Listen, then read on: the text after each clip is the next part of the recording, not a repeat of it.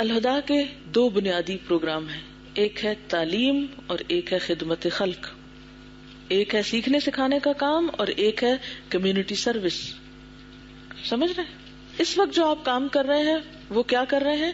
پہلا وچ از تعلیم. پڑھنے کے بعد کیا کریں گے آپ؟ Community service. چاہے تو کریں چاہے تو نہ کریں، سیلف سروس کرتے رہیں. لیکن الہدا میں یہ دو بڑے مقاصد ہیں ہمارے. اچھا، الہدا جو ہے یہ گورنمنٹ آف پاکستان کے کمپنیز آرڈیننس 1984 کے تحت رجسٹرڈ ہے. اس کا بورڈ آف ڈائریکٹرز ہے. اس کے اندر جتنے بھی حساب ہیں، ہمارے اکاؤنٹس ہیں، یہ گورنمنٹ آف پاکستان آڈٹ کرتی ہے. یعنی جو کچھ ہماری آمدنی اور خرچ ہوتا ہے اس کا سارا ریکارڈ کہاں جاتا ہے؟ گورنمنٹ کے پاس جاتا ہے. ہم اینولی رپورٹ سبمٹ کرتے ہیں. ٹھیک ہے، میں یہ اس لیے بات کر رہی ہوں کہ یہ کسی کا پرسنل ادارہ نہیں ہے. یہ ادارہ میری یا کسی اور ممبر کی ذاتی ملکیت نہیں ہے. یہ فی سبیل اللہ وقف ہے. اس میں جو کچھ بھی استعمال ہو رہا ہے، یہ جس زمین پہ آپ بیٹھے ہیں، جو فرنیچر آپ استعمال کریں گے، جو بھی چیز یہاں استعمال کریں گے، وہ کیا ہے؟ دراصل فی سبیل اللہ ہے، وقف ہے، کسی کا پرسنل نہیں ہے. اس لیے یہ جتنا میرا ہے اتنا ہی آپ کا ہے، اتنا ہی کسی اور کا ہے جو یہاں آ کر کسی بھی طرح کام کرے. یہ بات سمجھ میں آ گئی؟ اس لیے آج سے آپ اس کا حصہ ہیں، آپ اجنبی نہیں ہیں. یہ میرا اور تمہارا نہیں ہے، یہ کیا ہے؟ ہم سب کا ہے. بیسیکلی تو اللہ کا ہے، اللہ کا مال ہے، اللہ ہی کے لیے ہے، اور ہم اس میں بیٹھ کے کام کر رہے ہیں. ٹھیک ہے. اچھا، اس کے مقاصد کیا ہیں؟ ہر طرح کے تعصب اور فرقہ واریت سے پاک اسلامی اقدار اور افکار کو خالص علمی اور تحقیقی بنیادوں پر فروغ دینے کے لیے ادارے قائم کرنا، حاجت مند خاندانوں، بیواؤں، یتیموں کی کفالت کرنا، یتیم بچوں، ضرورت مند طالب علموں، نادار مریضوں کی حد الوسع مدد کرنا. یعنی جو ہمارا کمیونٹی سروس ہوتی ہے اس میں کیا ہوتا ہے کہ جو ضرورت مند افراد ہیں یا معاشرے کے جو پریشان حال لوگ ہیں ان کی ہم کسی نہ کسی طرح مدد کریں. اس کے لیے ہماری سرگرمیاں کیا ہیں؟ سب سے پہلے تو ہم نے اس کے تحت 1994 میں انسٹیٹیوٹ آف اسلامک ایجوکیشن قائم کیا تھا، institute of Islamic education for women, اور اس میں ڈپلوما کورس کا آغاز کیا تھا. ٹھیک، تو نومبر 1994 سے یہاں پر ڈپلوما کورس شروع ہوا، 1 سالہ، جس کا اب آپ 9واں بیچ ہیں. ٹھیک ہے، الحمدللہ. اس ڈپلوما کورس کی جو بنیاد ہے وہ قرآن پاک کی ایک آیت ہے، وَمَا كَانَ الْمُؤْمِنُونَ لِيَنْفِرُوا كَافَّةً فَلَوْلَا نَفَرَ مِنْ كُلِّ فِرْقَةٍ مِّنْهُمْ طَائِفَةٌ لِيَتَفَقَّهُوا فِي الدِّينِ وَلِيُنذِرُوا قَوْمَهُمْ إِذَا رَجَعُوا إِلَيْهِمْ لَعَلَّهُمْ يَحْذَرُونَ. اور کچھ ضروری نہ تھا کہ اہل ایمان سارے کے سارے ہی نکل کھڑے ہوتے، یعنی جنگ کے لیے، مگر ایسا کیوں نہ ہوا کہ ان کی آبادی کے ہر حصے میں سے کچھ لوگ نکل کر آتے، دین کی سمجھ پیدا کرتے، واپس جا کر اپنے علاقے کے باشندوں کو خبردار کرتے تاکہ وہ بھی بچ جاتے. تو مقصد اس کا کیا ہے؟ کچھ لوگ یہاں اکٹھے ہوں، سیکھیں، واپس جا کے اپنے اپنے گھروں، علاقوں، کمیونٹیز میں اپنے زبان سے، اپنے عمل سے، اپنے رویے سے اسلام کی بہتر نمائندگی کریں. اور اس کی ضرورت کیوں ہے؟ کیونکہ دنیا بھر میں اسلام کو کیا کیا جا رہا ہے. اس وقت جو 11 سپٹمبر کے واقعے کے بعد دنیا میں اسلام کی تصویر کیا بنائی جا رہی ہے پتہ ہے آپ کو؟ دہشت گرد کہا جا رہا ہے مسلمانوں کو. اور کیا کہتے ہیں؟ انتہا پسند، ایکسٹریمسٹ، فنڈامنٹلسٹ اور فنیٹکس، ملیٹنٹس اور جنونی، اور اتنے سارے ٹائٹل اور ایوارڈز مل چکے ہیں کہ اب صرف باتوں سے کام نہیں چلے گا، ہمیں عملی طور پر امت مسلمہ کا رول ادا کرنا ہے. وَكَذَلِكَ جَعَلْنَاكُمْ أُمَّةً وَسَطًا لِتَكُونُوا شُهَدَاءَ عَلَى النَّاسِ. ہم امت ہے نا، امت مسلمہ، حضور صلی اللہ علیہ وسلم کی امت ہے نا، ہمیں اس پر فخر ہے نا، ہمیں نعمت اسلام پر فخر ہے.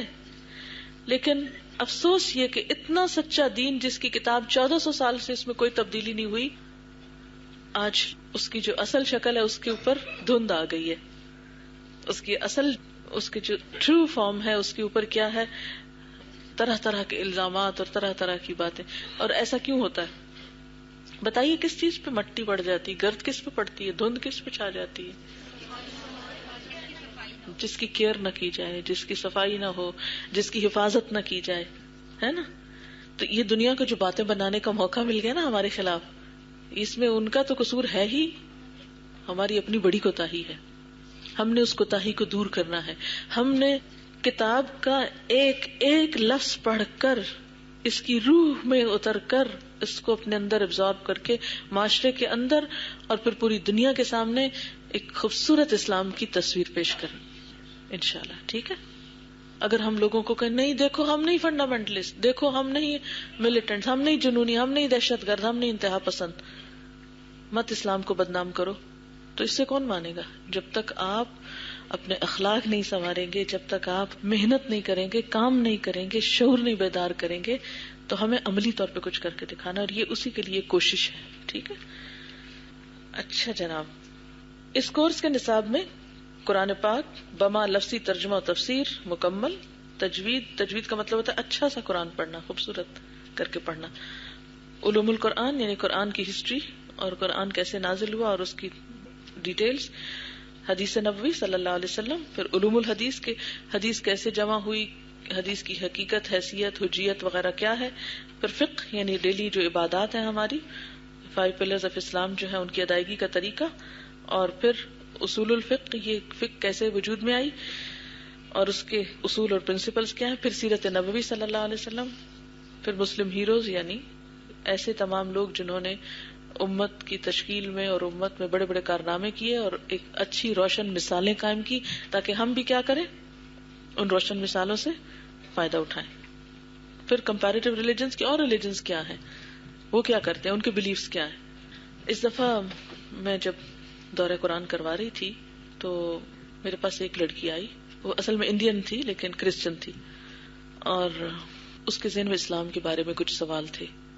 تو یہ تھا کہ میں جو پوچھتی تھی میں اس کو قرآن پاک کی آیات سے بتا رہی تھی.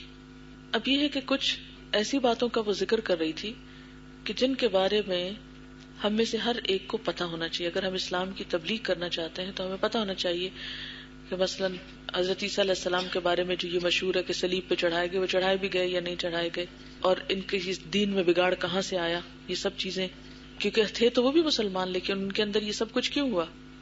تو اس وقت میں یہ سوچ رہی تھی کہ جتنا میرا قرآن کا علم ہے میرا اتنا ان کے ریلیجن کا نہیں. تھوڑا بہت تو میں جانتی ہوں لیکن اتنی ڈیٹیل میں نہیں، تو ہر شخص کو ضرورت بھی نہیں، لیکن کم از کم ان کی جو بیسکس ہیں ان کا نام سنو. یہ نہ ہو کہ وہ کوئی لفظ بولے اور آپ کہیں وہ کیا ہوتا ہے، اتنے نائیو نہ ہو، اتنے لا علم نہ ہو. ان کی جو موٹی موٹی ٹرمینالوجی ہے، جن چیزوں پہ وہ بیس کرتے ہیں، جو ان کی سوچ ہے، وہ آپ کو پتا ہونی چاہیے. اسی طرح یہ پتا ہونا چاہیے کہ جو پاک و ہند میں لوگ پہلے سب ہندو یا جو دوسرے مذاہب کے ماننے والے تھے تو وہ دراصل کس چیز کو مانتے تھے، یہ سب کچھ اس کی حقیقت کیا ہے. آپ کو جو قرآن پاک ملا ہے کیا کریں گے اس کا، کوئی بتائے. ان کو یہ قرآن یاد دلائے گا کہ انہوں نے جو اپنا پہلا کام شروع کیا تھا اس کو اچھی طرح مکمل کیا. اور کوئی کیا کرے گا، اس سے دورہ قرآن کرائیں گے. اور کوئی کیا کرے گا. باقی لوگ جا کر اچھے سے اس کو سجا کر شیشے والی الماری میں، اور اگر شیشے والی گھر میں نہ ہو تو کسی اور میں بند کر کے رکھ کر بھلا دیجئے. ٹھیک ہے. نہیں ابھی ایسے ہی ہوتا ہے نا ہمارے گھروں میں، تو اتنا اونچا رکھ دیتے ہیں کہ ہاتھ بھی نہیں پہنچتا، اتنا لپیٹ دیتے ہیں کہ کھولنے کی نوبت نہ آئے. اور کوئی کیا کرے گا، کیونکہ ہوتا یہ ہے نا کہ ہمیں چیز مل جاتی ہے پھر ہم کہتے ہیں یہ ہماری پرائڈ کا ذریعہ ہے، یا ہمیں بس ٹھیک ہے مل گیا ہے، کوئی بڑی چیز تو نہیں ملی، کوئی کھانے پینے کی ہوتی یا کوئی ڈیکوریشن پیس ہوتا، کیا مزہ آتا نا، مزہ آتا نا. یا کوئی بہت پھولوں میں ریپ ہوئی بھی ہوتی، اچھے سے ریپنگ پیپر میں، پھر تو ہم خوشی محسوس کرتے. کوئی نہیں اور بتائے گا کیا کرے گا. اچھا میں بتاؤں، اگر مجھے ملتا تو، بس ملا نہیں نا، اب کیا کروں. لیکن پھر بھی چلو بتا دیتی ہوں کہ اگر مجھے ملتا تو میں ہر روز اس کو پڑھتی. سمپل سی بات کہ دس از مائی انعام کا نسخہ، نہ میں نے یہ کسی کو دینا ہے، یہ میرا پسند نسخہ ہے اور اس سے میں نے پڑھنا ہے. اور کیسے، آپ کو پتا ہے یہ کتنا بڑا خزانہ ہے. بہت سی حدیثیں جو آپ کلاس میں لیکچر میں سنیں گے وہ اس میں آپ کو لکھی ہوئی ترجمے کے ساتھ ود ریفرنس ملیں گی. یہ معمولی چیز نہیں ملی آپ کو، اس کی قدر پہچانیے. اور اگر روز کا لیسن جو آپ نے پڑھا ہے گھر جا کر اس میں سے آپ تفسیر پڑھ لیں گے تو آپ کو سبق یاد ہو جائے گا. اور اگر روز کا روز پڑھیں گے تو 1-2 پیجز ہوں گے, 3 پیجز ہوں گے ہارڈلی, لیکن آپ کو اس سے پختہ علم مل جائے گا. ٹھیک ہے انشاءاللہ تعالی. تو اس سے ایک بات تو یہ ہے کہ آئندہ آپ نے جو سب سے پہلا سبق اب یاد کرنا وہ یہ کہ چھٹی نہیں کرنی. قرآن کو ایک دن بھی چھوڑ دیں تو وہ بات نہیں بنتی. پرسوں آپ باوضو گھر سے تشریف لائیں. اچھا, وضو کر کے کلاس میں آئیں گے تو 2 نفل ہم پڑھیں گے, دعا مانگیں گے کہ اللہ تعالیٰ ہمارا یہ سفر خیریت سے گزارے اور ہمیں فائدہ ہو اس سے. پھر یہ ہے کہ اپنے ساتھ آپ اپنے لکھنے کا پین, قلم, کتاب سب کچھ لے کر آئیں, کیونکہ سورۃ الفاتحہ کا لیسن اس دن ہوگا. ٹھیک ہے, ہم تو سورۃ الفاتحہ پڑھتے ہیں نا جب دنیا سے چلے جاتے ہیں, لیکن اللہ نے سورۃ الفاتحہ رکھی ہے سب سے پہلے دن کے سبق کے لیے. ٹھیک ہے, فاتحہ کا مطلب ہے یعنی ابتدا کرنا نا. ہم اس سے آغاز کریں گے انشاءاللہ تعالی. کوئی سجیشن دینا چاہیں, کوئی بات کہنا چاہیں تو سجیشن باکس اس میں ڈال دیں. اب پروگرام یہ ہے کہ آپ کو میں آپ کے جو ٹیچرز ہیں ان کا تعارف کرا دیتی ہوں, اور اس کے بعد پھر آپ کے گروپس ہوں گے, اس میں آپ کی اٹینڈنس ہوگی آج سے ہی, اور پھر اس میں آپ کو کچھ اور سوال جو پوچھنے ہو تو کلوز سرکل میں آپ ان سے پوچھ سکتے ہیں. اور جو آپ کے گروپ انچارجز ہیں وہ تو ابھی وقتی طور پر ہوں گے, یہ لوگ کچھ دن کے بعد تبدیل ہو جائیں گے, نئے لوگ آئیں گے, لیکن یہ چونکہ پچھلے سال کام کرتے رہے تو کوئی بھی آپ کے کوشچنز وغیرہ ہو تو آپ ان سے پوچھ سکتے ہیں. جو انہیں معلوم نہ ہو جس کا جواب وہ ادارے سے کنسلٹ کر کے بعد میں معلوم کر سکتے ہیں. یہ آپ دیکھ رہے ہیں ان سب کا یونیفارم ایک جیسا ہے, یعنی کہ اسکارف سب کے ایک جیسے ہیں. ٹھیک ہے, تو یہ یہاں کے پلرز ہیں الحمدللہ.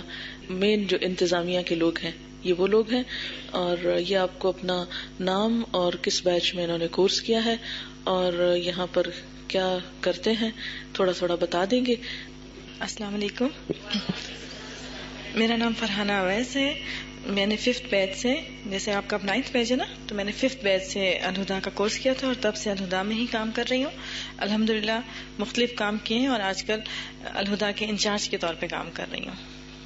میرا نام زبیدہ عزیز ہے. میں نے الہدا کے 1st بیچ سے ڈپلوما کورس کیا تھا اور اس کے بعد سے مختلف کام کیے. آج کل ایڈمیشن انچارج کے طور پر کام کر رہی ہوں. السلام علیکم, میرا نام نبیلہ سہیل ہے. میں نے 3rd بیچ سے کورس کیا تھا اور اس کے علاوہ اور جگہ پر کام کرتی رہی ہوں, اور اب انشاءاللہ میں آپ کی کورس انچارج ہوں گی. السلام علیکم, میرا نام یاسمین ہے. میں نے 2nd بیچ سے ایز اے لسنر کورس کیا اور پھر 3rd بیچ میں ریگولر کورس کیا. اس کے بعد مختلف کام کیے ہیں. آج کل برانچز کی کوآرڈینیشن کا کام میں کرتی ہوں. مختلف جگہوں پہ جو برانچز ہیں ان کے ساتھ رابطہ رکھتے ہیں ہم, اور اولڈ اسٹوڈینٹس کے ساتھ بھی, اور کچھ سبجیکٹس بھی ٹیچ کرتی ہوں. السلام علیکم, میرا نام رفقہ اصغر ہے. 1st بیچ سے میں نے کورس کیا اور تب سے الہدا کے ساتھ منسلک ہوں اور کچھ نہ کچھ کرتی رہی ہوں. آج کل کورسپونڈنس کورس کی انچارج ہوں. السلام علیکم, میرا نام شازیہ کوثر ہے. 4th بیچ میں ایز اے لسنر میں آیا کرتی تھی. 5th بیچ میں میں نے اپنا کورس کیا الحمدللہ. اس کے بعد سے سفر ابھی تک جاری ہے. لاسٹ بیچ میں کچھ عرصے کے لیے کورس انچارج کے طور پر بھی کام کیا ہے. السلام علیکم, میرا نام سلمہ اختر ہے اور میں نے 5th بیچ سے کورس کیا تھا اور اس کے بعد سے اب تک الحمدللہ اللہ تعالیٰ توفیق دے رہے ہیں تو یہاں پہ کام کر رہی ہوں. السلام علیکم, میرا نام اسماء عزیز ہے اور میں نے بھی 5th بیچ سے کورس کیا ہے. اس کے بعد سے الحمدللہ یہی کام کر رہی ہوں. السلام علیکم, میرا نام کوثر فیض ہے. میں نے 4th بیچ سے کورس کیا تھا, اس وقت سے الحمدللہ یہاں پہ کام کر رہی ہوں. 8th بیچ میں گروپ انچارج کے طور پر اور کچھ ہاسٹل میں بھی ذمہ داری ہے. اب ہاسٹل وارڈن کے طور پر بھی کام کر رہی ہوں.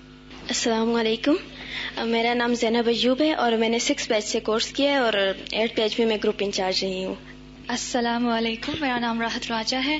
میں نے 3rd بیچ سے کورس کیا ہے اور الحمدللہ اس وقت سے بھی I've been affiliated with Al-Huda and basically I'm in charge of the English group. السلام علیکم, میرا نام فصیحہ ہے. میں نے 5th بیچ سے کورس کیا تھا اور 8th بیچ کے ساتھ میں نے یہاں پر کام سٹارٹ کیا. گروپ لیتی رہی ہوں, اس کے علاوہ فی اور دیگر جو اس سے ریلیٹڈ جو بھی کام ہے انتظامیہ کا وہ کرتی ہوں ساتھ. السلام علیکم, میرا نام سائمہ بی بی ہے. میں نے بھی 5th بیچ سے کورس کیا, اس کے بعد الحمدللہ میں یہاں ہوں ایز اے گروپ انچارج. اور میں آپ سب کے لیے دعا کرتی ہوں اللہ تعالیٰ آپ سب کو استقامت دے اور ہم سب کو بھی بہترین طور پر آپ لوگوں کے جو ہمارا اور آپ کا ساتھ ہو بہت ہی اچھا ہو. اور ایک بات میں کہوں گی وہ یہ کہ جب میرا 5th بیچ کی اسی طرح سے انٹروڈکٹری کلاس تھی تو اس میں ایک جو پچھلی اسٹوڈنٹس تھی انہوں نے کہا تھا کہ یہ بہت خوش قسمتی کی بات ہے کہ آپ قرآن پاک شروع کریں اور اینڈ تک ایک ایک آیت کا لطف اٹھا کے گزریں. تو وہی بات کہ چھٹی بالکل بھی نہیں کریں, پورا جو کورس ہے اس میں ریگولر رہیں اور ہر وقت ہر آیت کو اپنے لیے لیں کہ یہ میرے لیے اللہ تعالیٰ ڈائریکٹ مجھ سے کہہ رہے ہیں. السلام علیکم, میرا نام صدف افضل ہے. میں نے 6 بیچ سے کیا ہے کورس اور اس کے بعد سے یہیں پر ہوں اور گروپ لے رہی ہوں. السلام علیکم, میرا نام صوفیہ منیر ہے. میں نے 6 بیچ سے کورس کیا اور اس کے بعد الحمدللہ الہدا کے ساتھ ہوں اور اللہ تعالیٰ سے دعا ہے کہ آگے بھی انشاءاللہ ساتھ رکھے. السلام علیکم, میرا نام فرزانہ عبداللہ ہے اور میں نے 7th بیچ سے کیا ہے. اس کے بعد میں تھوڑے عرصے کورسپونڈنس کورس پہ کام کیا ہے اور اس کے بعد میں نے برانچز میں کیا اور تھوڑے عرصے میں نے 8 بیچ کے ساتھ کام کیا ایز اے گروپ انچارج. السلام علیکم, میرا نام زینب ہے اور میں نے 7th بیچ سے کورس کیا تھا اور اس کے بعد سے یہاں پہ الحمدللہ میں ایز اے گروپ انچارج کے طور پر کام کر رہی ہوں. انشاءاللہ تعالیٰ اوپر کے آفیسز میں جو لوگ کام کرتے ہیں, ریسیپشن پہ, لائبریری میں, ایڈمنسٹریشن میں, ایون تعلیم القرآن کورس میں, کسی اور موقع پر ان کا تعارف بھی آپ سے کرا دیا جائے گا انشاءاللہ تعالیٰ, کیونکہ آج ابھی وہ لوگ اپنی ڈیوٹیوں پر موجود ہیں. اگر وہ کام چھوڑ کر یہاں آ جائیں تو ان کے لیے مشکل ہوگی. جی, ان کا سوال ہے کہ میں نے کہاں سے پڑھا ہے. کچھ تعلیم انسان کی ہوتی فارمل اور کچھ ہوتی انفارمل. تو انفارمل تعلیم میں یہ ہے کہ میری والدہ اس وقت بیٹھی ہوئی ہیں یہاں پر. اصل میں ان کی ٹانگوں میں تھوڑی درد ہوتی ہے تو شاید انہیں ٹھنڈ لگ رہی تھی یہاں پر, تو وہ نہیں بیٹھ سکی زیادہ دیر کیونکہ اب ذرا بزرگ ہو گئی ہیں. ورنہ وہ بہت ہی ایکٹیو خاتون تھی, بہت زیادہ. جتنا میں نے ان کو زندگی میں کام کرتے دیکھا ہے کم ہی لوگوں کو دیکھا ہے. تو میری والدہ کی شادی جو ہے وہ کافی چھوٹی عمر میں ہوئی تھی, جیسے میرے خیال ہے 16 اور 17 آئی تھنک. تو میرے والد جو تھے الحمدللہ عالم تھے, دین کے عالم تھے اور بہت بعمل انسان بھی تھے. اور ساتھ یہ تھا کہ وہ اولاد کی تربیت کی طرف, خصوصاً جو ہمارے بڑے بہن بھائی تھے ان کی طرف کافی توجہ انہوں نے دی. ہم 12 بہن بھائی ہیں اور اس میں پہلا نمبر میرا ہے. امی کی جب شادی ہوئی تو شادی کے ساتھ ہی میرے والد نے ان کو قرآن کا ترجمہ پڑھانا شروع کر دیا. ہر روز صبح تہجد کے بعد, نماز کے بعد امی کو لیسن دیا کرتے تھے, ترجمہ پڑھاتے تھے. اور میں ان کی شادی کے 2 سال بعد پیدا ہوئی اور میرے پیدا ہونے سے 1 ہفتہ پہلے امی کا قرآن پاک ختم ہوا تھا اور اس کی مٹھائی بانٹی گئی. تو سب لوگوں نے یہ سمجھا کہ شاید ان کا بیٹا پیدا ہوا ہے, لیکن افسوس یا نہیں افسوس کہ ایک ہفتے کے بعد بیٹی پیدا ہو گئی. اس کے بعد یہ ہے کہ امی چونکہ قرآن پڑھ چکی تھی تو اس کے بعد لیسن ختم نہیں ہوا ان کا. میرے والد نے ان کو مشکات شریف پڑھانا شروع کی, حدیث کی کتاب ہے. اور یعنی جب میں بہت چھوٹی تھی, اب مجھے اچھی طرح یہ یاد ہے کہ میں بہت چھوٹی تھی تو امی کتاب لے کے بیٹھی ہوتی تھی. حالانکہ ہم 12 بہن بھائی ہیں, آپ سوچیں ہر 2 سال کے بعد 2 سال کا تقریباً وقفہ ہے. اور امی گھر کے کام بھی خوب کرتی تھی اور چھوٹے چھوٹے بچوں کو سنبھالنا. اور اب سے تقریباً 45 سال پہلے, اتنے سال پہلے سہولتیں وہ نہیں تھی جو آج کل بہت ساری آسانیاں ہو گئی ہیں. تو وہ ماشاءاللہ پیدائش کے ساتھ ساتھ بچوں کی اپنے پڑھنے کا کام جو ہوتا تھا وہ جاری رکھتی تھی. کچھ نہ کچھ کہیں نہ کہیں کتاب کھولی, سویرے پڑھ لیا, دوپہر پڑھ لیا, کام کر کے بیٹھے, جیسے سردیوں میں ہمارے یہاں ہوتا ہے کام کر کے تھوڑا سا دھوپ میں بیٹھے کتاب کھول لی. تو مجھے اچھی طرح یاد ہے کہ بہت چھوٹی تھی تو امی مشکات شریف لے کے بیٹھی ہوئی تھی اور اس میں عذاب قبر کا باب پڑھ رہی تھی. تو ہوتا یہ تھا کہ جب ہم آس پاس کھیل بھی رہے ہوتے تھے تو ہمیں بلا کے کہتی تھی اچھا ادھر آؤ, یہ ایک حدیث سنو, یہ چیز سنو. تو مجھے وہ حدیث ابھی تک نہیں بھولتی. تو میرا رنگ بالکل زرد ہو گیا سن کے نا کہ قبر میں ایسا اور ایسا ہوتا ہے. تو اتنے میں میرے ماموں آئے تو کہتے ہیں کہ یہ کیا ہوا اس بچی کو, یہ اتنی کیوں اس طرح بیٹھی ہوئی ہے. تو مجھے لگتا ہے کہ جو بچپن میں باتیں انسان اپنے آس پاس سنتا رہتا ہے نا تو ان کا ایک اثر ہوتا ہے, چاہے اس وقت نہ بھی ہو, بچے کھیل میں اڑا دیں لیکن ہوتا ہے. خیر اس کے بعد یہ تھا کہ جو ہم بڑے ہوئے تو ہمارے والد کا ایک اس وقت یہ اصول تھا کہ بچے اسکول نہیں جائیں گے جب تک قرآن نہیں پڑھیں گے, یعنی ناظرہ. تو امی نے ہمیں اسکول کا پڑھانا شروع کیا, یعنی ابتدائی جو اردو کے قاعدہ ہے اور حساب کی کتاب اور جو بھی ابتدائی لکھنا پڑھنا وہ امی نے خود سکھایا. اور اس کے ساتھ یہ تھا کہ مسجد میں, ہمارے گھر کے سامنے ہی مسجد تھی, اس میں ہم نے قرآن پاک ناظرہ پڑھنا شروع کیا. اور 6.5 سال کی تھی میں جب میں نے ناظرہ ختم کر لیا تھا الحمدللہ. اور اس کے بعد جب ہمیں اسکول میں لے کر گئے تو اسکول والے کہنے لگے یہ اوور ایج ہو گئے ہیں, اس لیے ان کو داخلہ نہیں دیا جا سکتا. تو سب اسکول والوں نے ریفیوز کر دیا. مجھے اچھی طرح یاد ہے کہ میری امی 2-3 اسکولوں میں لے کر گئی لیکن انہوں نے داخلہ نہیں دیا. اور اگر داخلہ نہیں ہوتا تو پھر میں کہاں ہوتی. سوچئے ذرا, اگر کوئی عام ماں باپ ہوتے تو کہتے کوئی نہیں داخلہ ملا, چھٹی کرو, کھیلو کودو. اس پر یہ ہوا کہ میں کلاس 1 تک کا تو میں نے گھر میں پڑھا ہوا تھا سارا. تو میری نانی وغیرہ کی زمینیں تھیں, وہ گاؤں میں رہتے تھے. وہاں میری ماموں کی بیٹیاں جو تھیں وہ اسکول میں پڑھاتی بھی تھی, ٹیچر تھی. تو انہوں نے کہا کہ ٹھیک ہے اگر اس کو شہر میں داخلہ نہیں ملتا تو اس کو آپ گاؤں میں بھیج دیں. تو میں نے پھر وہاں کلاس 2 میں داخلہ لیا اور پورا سال میں نے گاؤں میں رہ کے تعلیم حاصل کی. اس کا اتنا فائدہ ہوا کہ مجھے نیچر کو بہت کلوزلی آبزرو کرنے کا موقع ملا. درختوں کو, چڑیوں کو, پودوں کو, زمین کو, پودے کیسے اگتے ہیں, کیا ہوتا ہے, پانی کیسے بہتا ہے. یعنی گاؤں میں اتنا کچھ ہوتا ہے دیکھنے کو جو شہر میں زندگی میں نہیں دیکھتے نا. اور میری نانی بہت پیار کرتی تھی. ہم جاتے تھے, وہ جو زمین جہاں ہوتی ہے وہاں جا رہے ہوتے تھے, میں راستے پوچھتی تھی یہ کیا پودا ہے, یہ کیا. ان کو اتنے درختوں اور پودوں کے نام آتے تھے کہ جو عام طور پر میں نے دیکھا ہے کہ نہیں آتے لوگوں کو. یعنی ہمارے جو بعض بزرگ جو بہت زیادہ فارمل ایجوکیشن نہیں بھی رکھتے لیکن انفارملی انہیں اتنی کچھ معلومات ہوتی ہیں کہ انسان حیران ہوتا ہے. خیر اس کے بعد یہ تھا کہ کلاس 2 میں میرا رزلٹ اچھا آیا. کلاس 3 میں پھر آ کے مجھے ٹیسٹ دلوایا گیا اور الحمدللہ اس ٹیسٹ میں پاس ہو گئی تو مجھے شہر میں داخلہ مل گیا. اور اس طرح میں نے پرائمری اسکول پاس کیا. ہمارے خاندان میں اس سے پہلے کوئی لڑکی پرائمری سے آگے نہیں پڑھی تھی کیونکہ ہم لوگ سید ہیں اور ان میں پڑھائی وغیرہ لڑکیوں کے لیے نہیں ہوتی. پردہ بہت ہوتا تھا کہ نائی بھی بال نہیں, وہ جو ہوتا ہے نا بچہ پیدا ہوتا ہے تو نائی کو نہیں بلاتے بچے کے بال کرنے کے لیے, عورت نائی ہوتی ہے جو اس کو بلاتے ہیں اور وہ جھنڈ اتارتی ہے. اس قسم کی چیزیں ہیں. بہرحال اب یہ تھا کہ یعنی جو خاندانی روایات ہوتی ہیں اس میں یہ تھا کہ نہیں 6ٹھی جماعت میں ہائر اسکول میں تو جانا ہی نہیں ہے, یہ تو ہمارے خاندان کا طریقہ ہی نہیں ہے. لیکن الحمدللہ میرے اچھے مارکس سے کلاس 5 میں تو تھوڑی بہت لے دے ہوئی لیکن مجھے شوق بہت تھا پڑھنے کا. میں خود ہی چلی گئی, والد کی خیر مرضی سے گئی لیکن خود ہی جا کے ٹیسٹ دیا. شکر ہے پاس ہو گئی. اگر اس میں فیل ہو جاتی تو میری ایجوکیشن آج 5ویں ہی ہوتی, اس سے آگے نہ پڑھ سکتی. یہ میں شکر کرتی ہوں کیونکہ میں بہت گھبرائی ہوئی تھی اسکول میں کہ پتہ نہیں ہوگا کیا. خیر وہ بہت اچھی ٹیچرز ملے. اس میں خاص طور پر ایک ٹیچر ہماری اردو کی ٹیچر جو تھی, ان کا نام تھا شمیم عزیز, سرگودھا میں تھی اور بہت ہی توجہ دینے والی بہت قابل ٹیچر تھی. ان سے میں بہت زیادہ انسپائر ہوئی اور بہت زیادہ دھیان بھی رکھتی تھی کہ ہم کیا پڑھ رہے ہیں, کیا کر رہے ہیں. اللہ کا شکر ہے کہ یہاں سے ذرا جسے کہتے ہیں نا انسان تھوڑا سیکھنے کے اس میں شعور بیدار ہونے لگتا ہے آفٹر 10 سال کی عمر میں. تو پھر میٹرک تک کوئی کلاس ایسی نہیں تھی کہ جس میں کسی بھی موقع پر میں کلاس میں سیکنڈ آئی ہوں. الحمدللہ ہر ٹیسٹ, یعنی ٹیسٹ سے مراد وہ جو سمائی ہوتا ہے, پھر 6 مہینے بعد ہوتا ہے, پھر اینول ہوتا ہے, اللہ کا شکر ہے کہ سب میں فرسٹ پوزیشن آتی رہی. پھر کالج میں داخل ہونے کا مرحلہ تھا, پھر وہی کہ اب تو شادی ہونی چاہیے, 10 پڑھ لیا ہے اور بہت کافی ہے. اور کچھ بزرگ ہوتے ہیں نا خاندان کے, ان کو پسند نہیں ہوتا تو انہوں نے کافی کہا کہ نہیں اور نہیں پڑھنا. لاسٹ دن جو تھا ایڈمیشن فارم سبمٹ کرانے کا فرسٹ ایئر میں, اس دن اگست میں ہوتے ہیں نا, تو اس سال میں بہت سیلاب آیا تھا, یہ 74 کی شاید بات ہے, اور بہت سیلاب تھا, اتنی بارش تھی اور میری جان جا رہی تھی کہ اگر میرے فارم سبمٹ نہیں ہوئے تو میرا ایڈمیشن نہیں ہوگا, پھر میرا کیا بنے گا. خیر اللہ کو منظور تھا نا, تو وہ ایڈمیشن ہو گیا. مارکس بھی اچھے تھے اور اس کالج میں تو کوئی پرابلم نہیں ہوئی. گھر میں یہ تھا کہ جو بچپن میں ناظرہ پڑھایا, ناظرہ کے بعد ہمیں چھوڑا نہیں کبھی.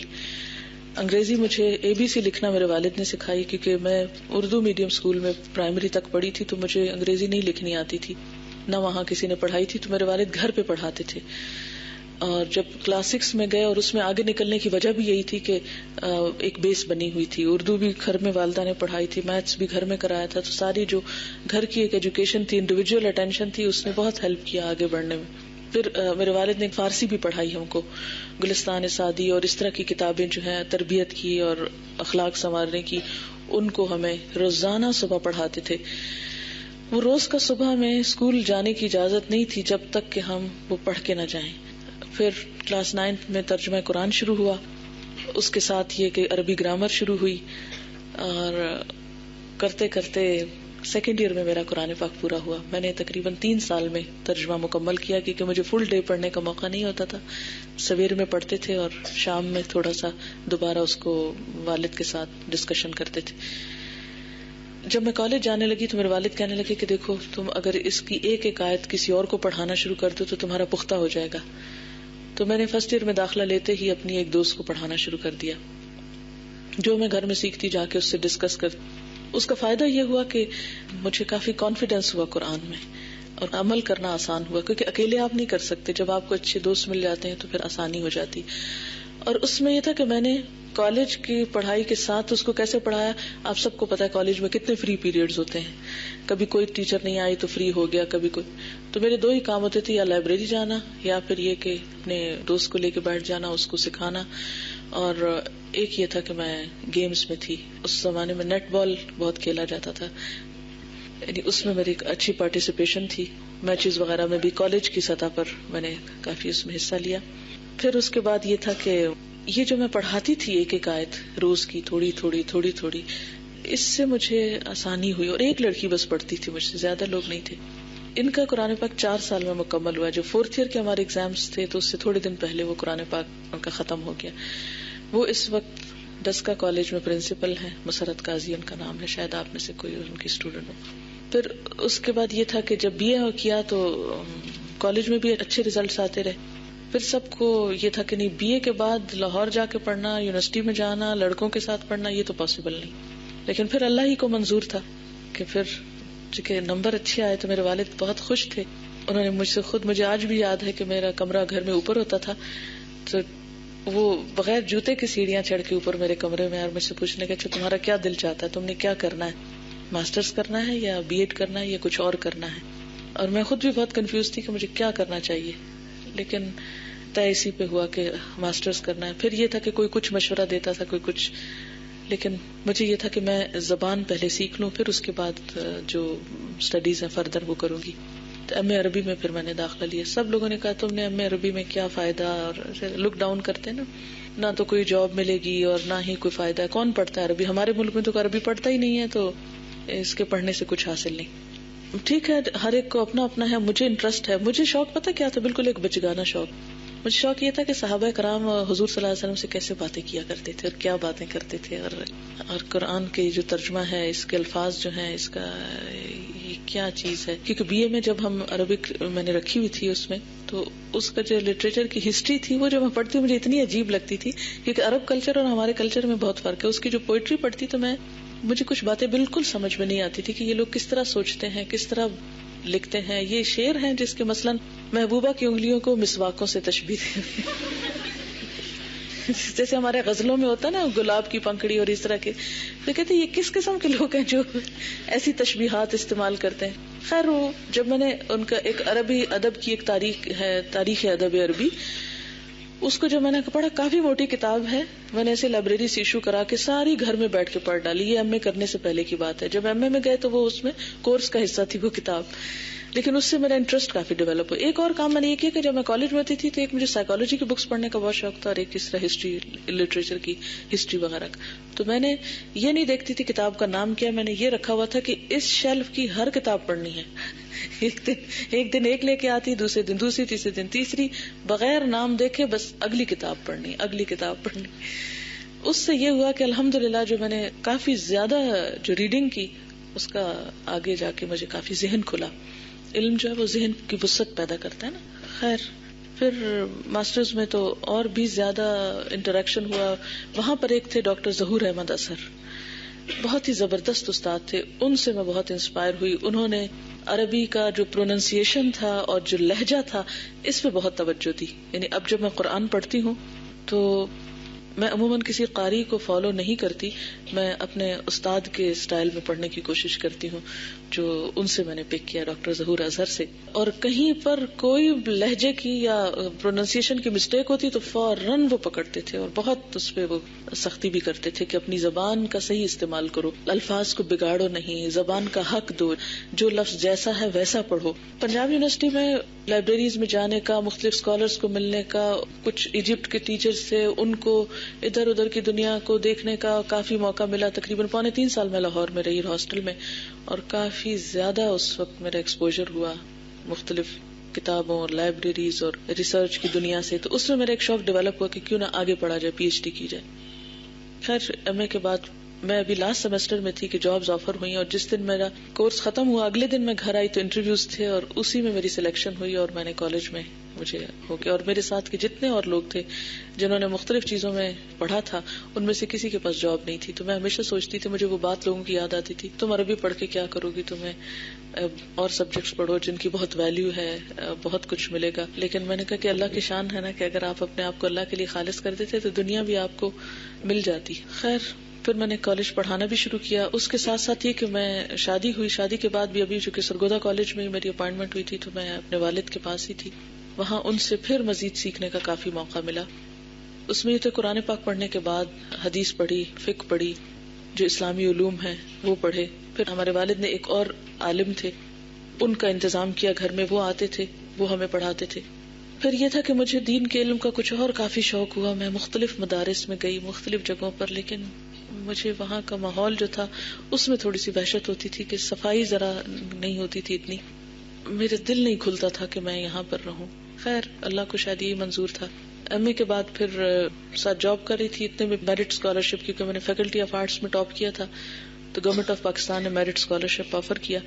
اس میں یہ تھا کہ باہر کہیں جا کے آپ پی ایچ ڈی کر سکتے ہیں. اس وقت میری 2 بیٹیاں ہو چکی تھیں، بظاہر حالات بہت ہی مخدوش تھے کہ پڑھنے کے، لیکن ایک دھن تھی اپنے اندر کہ پڑھنا ہے. تو اللہ تعالیٰ میرے والدین کو جزا دے، کیونکہ مجھے بچوں کی بہت زیادہ فکر تھی کہ اب میں کیا کروں گی ان کا. میرے والد بہت انکریج کرتے تھے کہ اب پڑھو. میں نے ان سے کہا کہ ان بچوں کا کیا ہوگا، کہنے لگے کہ تمہیں کس نے پالا تھا، تمہاری تربیت کس نے کی تھی، اگر تمہاری ہم نے کی تو ان کی بھی کر لیں گے، تم پڑھو. انہوں نے دونوں بیٹیوں کو رکھا اور 2 سال میں نے گورنمنٹ کالج سرگودا میں جاب کی. اتنے میں اسلامک یونیورسٹی اسلام آباد یہاں پر جو فیصل مسجد کے پاس، اس میں جابز آفر ہوئی. تو میں نے یہاں آ کر انٹرویو دیا تو الحمدللہ یہاں بھی سلیکشن ہو گئی. تقریباً 2 سال میں نے یہاں کام کیا تھا. 80 میں نے ماسٹرز کیا ہے، اور 85 کے اکتوبر میں یعنی 2 سال ایک جگہ اور تقریباً 3 سال ایک جگہ پڑھانے کے بعد، جاب کرنے کے بعد پھر میں پی ایچ ڈی کے لیے چلی گئی. اور 4 سال پھر میں نے وہاں پڑھا. وہاں پر جن سے مجھے پھر دین کو سیکھنے اور سمجھنے کا موقع ملا وہ ایک سیرین اسکالر تھے، ڈاکٹر شیخ سعید بازنجکی ان کا نام تھا. یہاں پر 3rd بیچ میں آئے بھی تھے، لیکچر دیا تھا انہوں نے. ان سے میں نے پھر علوم الحدیث کی بہت ساری کتابیں پڑھی، حدیث پڑھی، بہت کچھ ان سے سیکھا. ان سے سب سے زیادہ تو میں نے یہ سیکھا کہ اسلام کا ادب اور اخلاق اور اسلام کے اندر کی وسعت کیا چیز ہے. جس طریقے سے وہ علماء کا ذکر کرتے، جس طرح وہ اپنی تاریخ کے بارے میں بتاتے، مجھے یوں لگا جیسے میں بالکل ایک اور دنیا میں چلی گئی ہوں جو میں نے پاکستان میں کہیں دیکھی نہیں تھی. باہر کی یونیورسٹیاں آپ کو آفر کرتی ہیں کہ آپ ریسرچ کے لیے کہیں ٹریول کرنا ہے آپ کو تو آپ کر سکتے ہیں، یونیورسٹی کے خرچے پر وہ ٹریولنگ ہوتی ہے ریسرچ کے لیے. اس دوران پھر مجھے ایجپٹ جانے کا اتفاق ہوا، وہاں جامعہ ازہر میں اور دوسری یونیورسٹیز میں وہاں کے بہت سے اسکالر سے ملی، وہاں پر سیکھا. پھر سیریا میں جانے کا اتفاق ہوا، وہاں پر جو لائبریریز تھیں ان میں اور وہاں کے جو اسکالرس تھے ان سے ملی. پھر اس کے بعد ترکی میں بھی اسی طرح کچھ عرصہ پڑھنے کا موقع ملا، وہاں کی لائبریریز اور وہاں کے اسکالرس سے ملاقاتیں. پھر جارڈن میں ناصر الدین البانی کا نام شاید آپ نے سنا ہو، ان سے ملاقات ہوئی. 2 دفعہ جارڈن جانے کا اتفاق ہوا، وہاں بھی اسی طرح یونیورسٹیز میں، لائبریریز میں اسکالرس سے ملاقاتیں. پھر اس کے بعد سعودی عرب میں کچھ عرصہ رہنے کا موقع ملا، وہاں بھی یہی کام ہوتا تھا، لائبریریز اور اسکالرس. کیونکہ میرے ہسبینڈ میرے ساتھ پڑھ رہے تھے اس لیے ہمیں الحمدللہ مشکل نہیں ہوتی تھی کسی بھی میل اسکالر کے پاس جانے میں، چیزیں سیکھنے میں، پوچھنے میں. صبح میں ہم یونیورسٹیز میں عموماً جاتے تھے، شام کو ہم مختلف اسکالرس کے ریزیڈنس پہ یا ان کے آفس میں جا کر ان سے ملتے تھے، یا دن میں جیسے مختلف لائبریریز میں جو بیٹھتے تھے ان سے ملاقات وغیرہ ہوتی. اور اس طرح میں نے 89 میں اپنی پی ایچ ڈی جو ہے مکمل کی. پی ایچ ڈی کے دوران میری ایک اور بیٹی ہوئی، اس کو بھی مجھے چھوڑ کے جانا پڑا کیونکہ پڑھنا مشکل ہو گیا تھا، اس کے ساتھ تقریباً 10 مہینے کی تھی. پھر میں 4 سال کے بعد سمجھے پاکستان لوٹی ہوں 89 میں، واپس آ کے یونیورسٹی جوائن کی. وہاں اس وقت پہلا سال تھا، ایم اے اصول الدین شروع ہوا تھا، اس کی کلاسز مجھے ملی. الحمدللہ جو کچھ میں نے پی ایچ ڈی سیکھا تھا وہ میں نے وہاں پر پڑھانا شروع کیا. اب یہ ہوتا تھا کہ یونیورسٹی کی اپنی کچھ پالیسیز ہوتی ہیں. اسٹوڈینٹس کی تعداد میں کچھ پاکستانی ہوتے تھے، کچھ اوورسیز ہوتے تھے. میڈیم آف انسٹرکشن عربی تھا. اب چائنا سے لڑکیاں آ رہی ہیں، کچھ عربی نہیں جانتی، پاکستان سے آ رہی ہیں، عربی سمجھتی نہیں ہیں، اور ہمیں پڑھانا عربی میں ہے. وہ اتنا کمیونیکیشن گیپ ہوتا تھا کہ اسٹوڈینٹس الفاظ میں ہی الجھے رہتے تھے، اسپرٹ ان کے اندر ہی نہیں اترتی تھی بات کی. میں بالکل مطمئن نہیں ہوتی تھی، مجھے ایسا لگتا تھا جیسے میں کام چلا رہی ہوں اور ایک جاب کر رہی ہوں.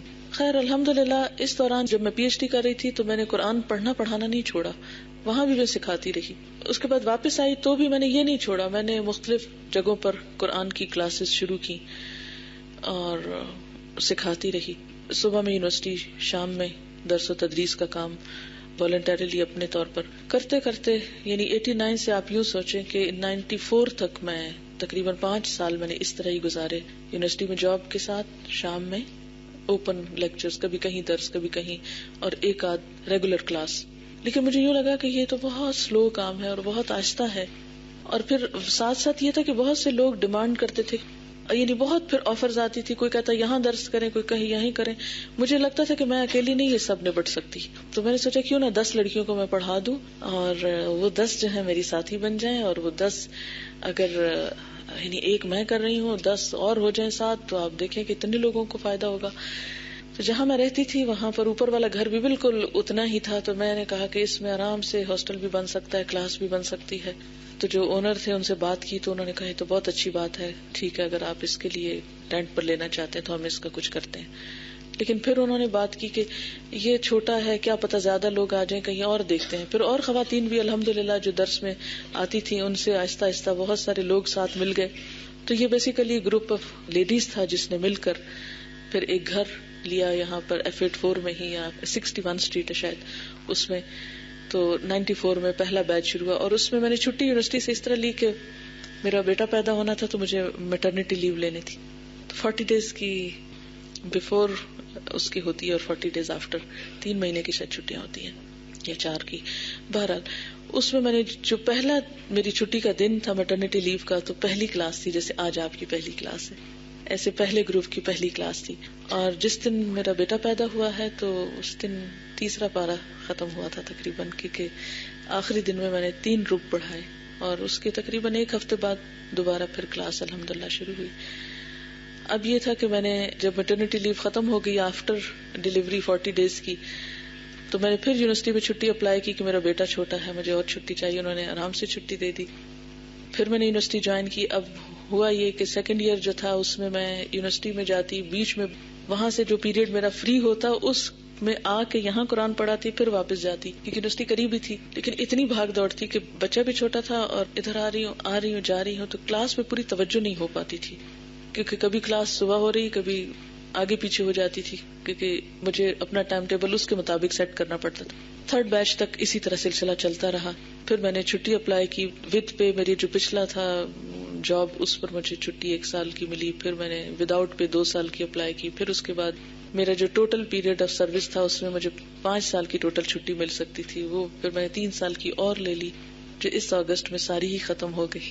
پھر میں نے چھوڑ دی، اب یونیورسٹی چھوڑ دی. ہوتا یہ تھا کہ جیسے ہمارے ہاں listeners everybody is welcome, کوئی ہمیں نہیں، جو چاہے آئے سیکھے. اب جو قرآن کی کلاس میں آتا تھا اس کا لطف اٹھاتا تھا، وہ چاہتے تھے کہ وہاں پر بھی کچھ بتایا جائے. تو اس دوران 5th بیچ میں بس اتفاق یہ ہوا کہ میرے کراچی کے فریکوینٹ وزٹ ہونے لگے، کبھی ایک بہانے سے جانا ہوتا، کبھی دوسرے سے، اور جب میں جاتی وہ لوگ مجھے پکڑ لیتے، 1 سال آپ ہمیں پڑھا دیں، ہم سب نہیں آ سکتے. میں نے کہا چلے میں 1 سال کے لیے آ جاتی. تو 7 دسمبر 99 کو پھر دورہ قرآن کے لیے کراچی گئے، اور پھر وہاں پر یہ تھا کہ اب آپ کلاس کر لیں، یہاں کورس کرائیں. اللہ کا شکر ہے کہ وہ پھر کافی اچھا رسپانس ہوا. 17 جنوری سے، یعنی 7 جنوری کو عید تھی، شاید عید کے 10 دن بعد پھر ہم نے وہاں پر کورس شروع کیا. اللہ تعالیٰ نے بہت اچھے مددگار فراہم کیے. قرآن کی محبت میں لوگوں نے بڑی بڑی قربانیاں کی. اب یہ تو صرف چند ایک لوگ ہیں، بہت سے ایسے لوگ جو انہوں نے بڑی بڑی قربانی کی، وہ تو اسکرین پہ آنا ہی نہیں چاہتے تھے، ان کے کمنٹس اس میں نہیں شامل. جیسے وہ بوڑھی سی خاتون جو جس کا سنا کہ 2 بسیں بدل کر ایئرپورٹ سے آتی ہیں اور روز آتی ہیں، ایز اے لسنر آتی ہیں، لیکن آتی ہیں. لوگوں نے 1.5 گھنٹے 2 گھنٹے کی ڈرائیو سے اسٹیل مل سے آ رہے ہیں، نارتھ ناظم آباد سے آ رہے ہیں، نیو کراچی سے آ رہے ہیں، پتہ نہیں کہاں سے. تو مجھے اتنا ڈر لگتا ہے، میں کہتی تھی اتنی قربانیاں کر کے آ رہے ہیں اور میں اگر یہ کہوں کہ نہیں میں نہیں یہاں آ سکتی تو یہ ٹھیک نہیں ہے. ہر کورس ایک ہوا. پھر اس کے بعد یہ تھا کہ اب وہاں پر مزید لوگوں کا تھا کہ سکھایا جائے. پھر میں نے بیچ میں 8 مہینے تقریباً آف لیے. کچھ عرصہ مجھے کینیڈا اور US جانے کا اتفاق ہوا، وہاں پر کچھ کلاسز وغیرہ. تو پھر مجھے یہ تھا کہ پچھلے سال میں نے جب یہاں دوبارہ 8th بیچ سے شروع کیا، لیکن کراچی کی ڈیمانڈ بہرحال یہ تھی کہ یہاں پر اسی طرح کا سیٹ اپ اسٹیبلش کیا جائے. وہاں پر دوبارہ پھر 2nd بیچ پچھلے سال میرا خیال ہے دوبارہ 17 جنوری کو ہم نے، یعنی اس سال کے شروع میں 17 جنوری سے پھر 2nd بیچ کا شروع کیا. ابھی ان کے تقریباً 15 پارے ہوئے ہیں. اور وہ بہت ناراض تھے جب میں آ رہی تھی کہ آپ نے ہمیں چھوڑ دیا ہے. اور اب یہ ہے کہ کراچی میں میری کوشش یہی ہے کہ ان لوگوں کو اپنے پاؤں پہ کھڑا کر دوں، پھر اس کے بعد میں کچھ اور کروں. میرا خیال ہے کہ کافی باتیں آپ کو پتہ چل گئی ہیں. سبحانک اللہم و بحمدک نشہد ان لا الہ الا انت نستغفرک و نتوب الیک. السلام علیکم و رحمۃ اللہ وبرکاتہ.